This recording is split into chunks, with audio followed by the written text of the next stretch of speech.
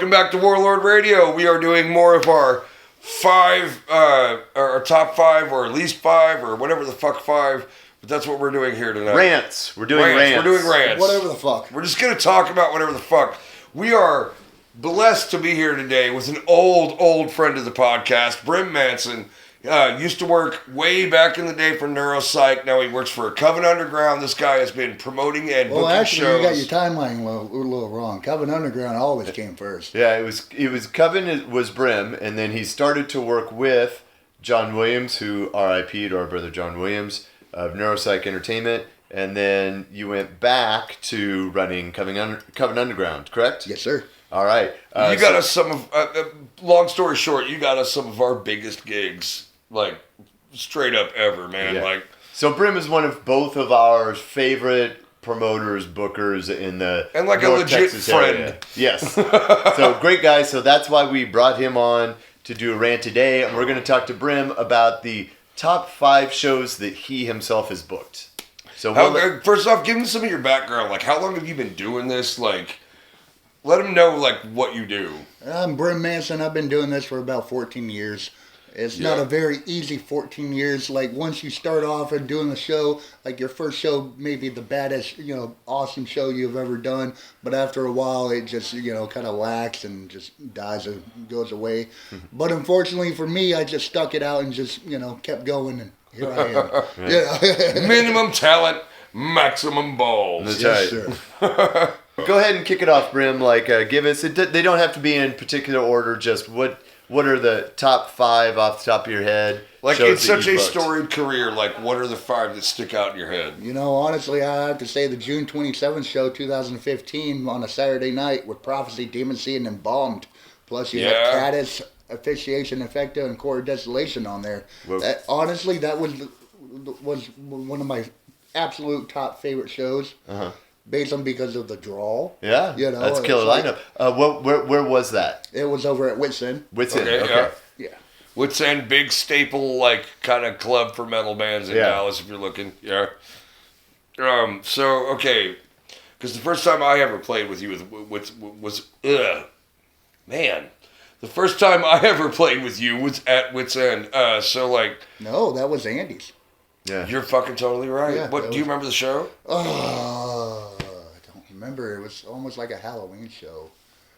Sounds about right. So, because I remember you guys coming out like looking like Vikings. I was like, whoa, this is a gimmick. This is awesome. It wasn't even a gimmick, man. This is how I dress. Okay, so moving on. What's another show? All right, the next show would have to be a Friday night at Tomcats, June 19, 2015. Tomcats is a great venue. So 2015, that's a that was year. one of my first shows at Tomcats, getting to actually work with Rustin Luther, R.I.P. R.I.P.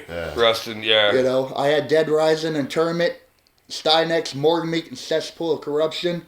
Basically, I got to work with Stynex, Morgmeek, and Cesspool of Corruption. I miss Morgmeek. I love Morgmeek. Morgmeek was one of my favorite death metal bands in the area. They were so nasty. Like, you know what I mean? Like, their sound was so, like, guttural. But they were just fucking razor tight. So anyway, R.I.P. Morgmeek. Maybe they're still around, I don't know, but I haven't heard from them for a while.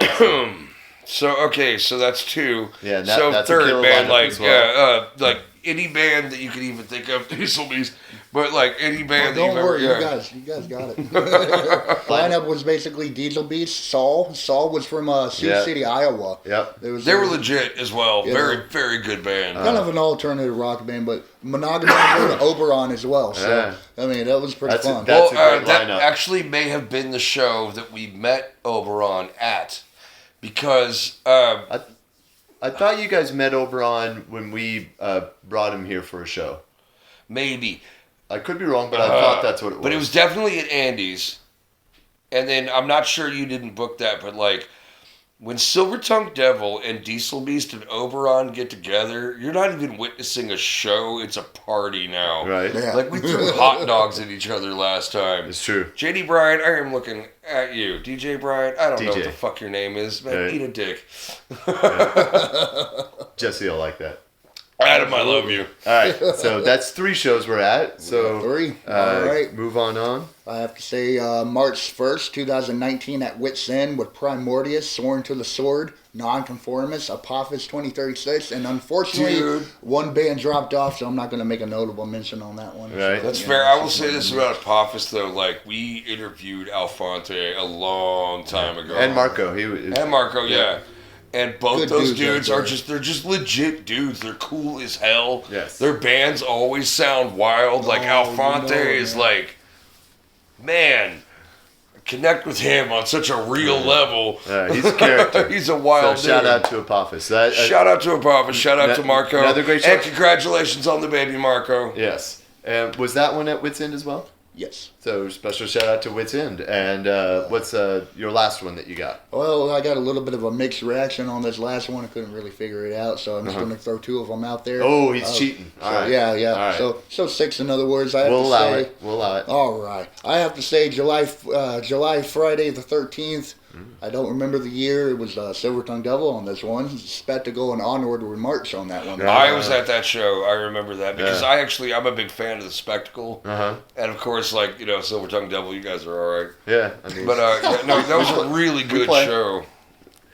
and so you said you were combining. So what's the other one? The other one will have to be back in 2011 when Eden Lust came to Denton for the first time ever. I remember that. That was with Silver Tongue Devil, Revengeance, and Obsidian Throne. If you Oh, yeah, remember. yeah, So yeah, I have to throw that one out that there as well. that Deep brings cuts. back some memories. Man. So good times. Oh yeah. Oh yeah.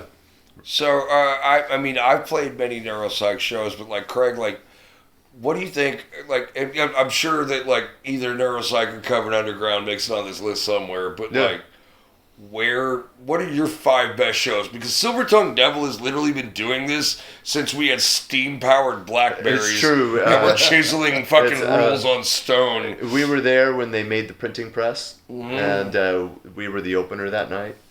And You were the opener for the printing press? yes, yes. Okay. I choose to believe that's true. Well, definitely, some of my favorite shows have been shows that Brim has booked, either with Neuropsych or Coven Underground. I will say this, and we're not big on pandering on the show. In fact, we do. No, a lot it's of an hot honest takes. take. Yeah. Like I've But, said like- it before. Like he's one of our favorite promoters / Like, bookers. When you promote a show, you actually promote it. You don't yeah. just build a bill and then sit on your ass for fucking Well, 4 weeks. so what I mean? Yeah. like one of the things that I always appreciate, but I notice like whenever we play a show is like, is the promoter at the show? Is the promoter there till Brim's the end? always at the show. There's a really good chance. No. There's a really good chance that they might be there like when you load in and then you don't see them again. Or the flip where they magically appear at the end of the night and then they are nowhere to be seen. Brim is there when you show up at the venue, and Brim is there when you leave the venue, and he's then, making keep sure in mind, things run keep in smooth. mind when I leave the venue, when I leave the show, it's about 3 a.m. when Yeah. I'm leaving that venue. Yeah. Yeah. You work. Oh, Like, yeah. we appreciate that And, as bands. and Yeah. I always appreciate it because it's you can tell when people don't. Because I mean, we all work with so many promoters. Like, that's just kind of like the natural like order of bands and things like that.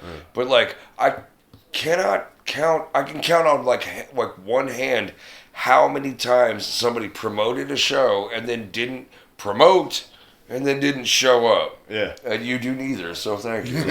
But so Jesus. some of my favorite moments from Brim Book shows. We had a great time recently before lockdown playing in Austin, where Oh, Brim that was booked a fun. killer lineup in Austin, and we went down and played Dirty Dog, and our brother Warren Garza showed up, and we drank way too much whiskey that night. Like we emptied a full bottle of peanut butter whiskey at the bar, and then Peanut butter whiskey? Yeah, Damn. it sounds that like? gross, but it's fucking delicious.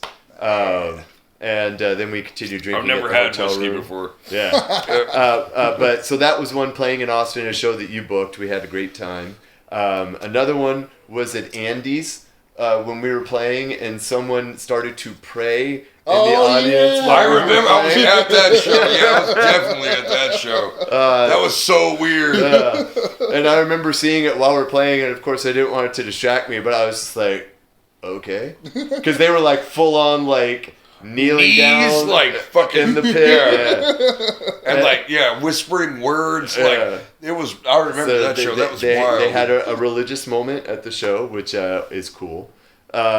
We've had great shows, playing with you guys and playing with Oberon and Monogamizer, like some of our very favorites. If I'm not mistaken, Brim, you were one of the first to get like Silver Tongue Devil, Diesel Beast, and Monogamizer on the same bill. Oh yeah. And now when we play shows with that lineup, they're not even shows. We're just like hanging out with our bros. I mean, there's playing in there too, but there's we're playing in mostly there having too. fun. Yeah. When I book shows, I try to book, what I call the brother bands. So like Silver Tongue Devil, Diesel Beast, brother band. Yeah. Or good friends bands. Let's say Chemicos, Black Chamber. That's where I would go. That's and really go from smart there. though, because you're overlapping fan base, so you're going to get more people out because they want to see all of those bands on the bill. Exactly. Prophecy, Demon Seed. Caddis. Caddis. I would. Would book Dead them a Hawk little and bit better. everyone. Oh yeah. But that's just like the guideline of what I would do and how I would, go into it, and then from there I'll just go in and fill in my openers, like let's say Lament Configuration. No, but I mean, like, you've always the fact that you stay at the shows, the fact that you do what you do, you actually have like your finger on the pulse of what's going on. Oh yeah. Because you're there. Yeah. I've had so many bookers like book a show and then fuck off, and then they don't know how the show went. But then I've seen a lot of bookers interact with each other. But then I've seen a lot of bookers be like, "Oh crap! I got to do this, and that." Whereas me, and it's like I got a dark corner. I just stand there and watch the whole chaos happen. Yeah, that's just me. Oh yeah. I will say this, man. We played a show. You booked a show for us at J&J's one time. Hell yeah. And I had a friend down there, and he had never met you before, and he calls me, and he's like, this show's already weird. And I was like, why? And he's like, because there's this giant Undertaker-looking motherfucker out here. And I was like, no, that's Brim. Yeah. He booked the show. Like, he's good people. Yeah, he's good folk. All right, one more. What's one show that you booked where everything just fucking went wrong? Oh, That's many. a good question. Yeah. Too many. But remember. what's one? You got to pick one. Okay, well, I have to say, let's see, 2000. Didn't you book a Wee Beastie show? 2008. I was trying to do a show at a across the street bar, and the fucking venue owner pretty much just like, oh, it's about to rain, because they had an outside stage, right? Yep. So it's like, oh, it's about to rain. I went ahead and canceled the show. And for fuck's sakes, and it never rained either. Right. I was like, It's got to be a bitch. All right. Well, thank you guys for tuning in. This is Bryn. This has been Rant with Brim. You'll see him a couple more times, but this is an old friend of the show. Tune in next time. Hit like and subscribe at the bottom. And leave a comment if you disagree with us. We will totally come back at you. Yeah. Go fuck yourself. Hey, this is Brim Manson, and this is Ace, and I'm from Coven Undeground. You're listening to the Warlord Radio Podcast.